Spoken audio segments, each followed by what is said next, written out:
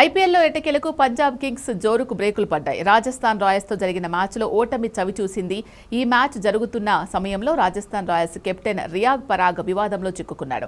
Dressing రూమ్లో అతను whopping చేశాడు. దీనికి సంబంధించిన వీడియో క్లిప్ ఒకటి వైరల్ అయింది. అప్పటికే అవుట్ అయిన ధ్రువ్ జురేల్, యశస్వి జైస్వాల్, రియాన్ పరాగ్లు డ్రెస్సింగ్ రూమ్లో ఉన్నారు. ఈ సమయంలో పరాగ్ ఈ సిగరెట్ తాగుతూ కనిపించాడు. ఇది వివాదానికి తెరలేపింది. స్టేడియంలలో ఆటగాళ్ల ప్రవర్తనకు సంబంధించి బీసీసీఐ కఠినమైన మార్గదర్శకాలు అమలు చేస్తుంది. కానీ అందులో వాపింగ్ కు సంబంధించిన నియమాలు పొందుపరచలేదు. ఆరోగ్యం, భద్రతా ప్రోటోకాల్ల ప్రకారం డ్రెస్సింగ్ రూమ్లో లేదా డగౌట్లలో పొగాకు లేదా సంబంధిత ఉత్పత్తుల వాడకంపై నిషేధం ఉంది.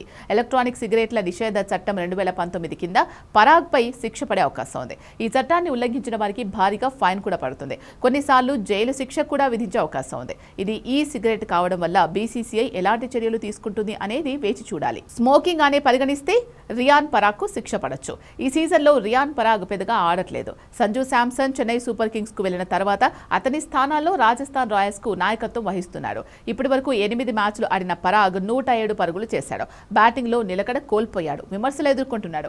అంతకుముందు ఏప్రిల్ 10న గువాహతి స్టేడియంలో మొబైల్ ఫోన్ ఉపయోగించినందుకు ఆరా టీం మేనేజర్ రోమీ బిందర్ కు 1,00,000 జరిమానా పడింది. ఈ మ్యాచ్లో తొలుత బ్యాటింగ్ చేసిన పంజాబ్ కింగ్స్ 222/4 పరుగులు చేసింది. అనంతరం రాజస్థాన్ 19.2 ఓవర్లలో 4 వికెట్లు కోల్పోయి లక్ష్యాన్ని ఛేదించింది. ఈ సీజన్లో పంజాబ్ కింగ్స్ కు ఇదే తొలి ఓటమి.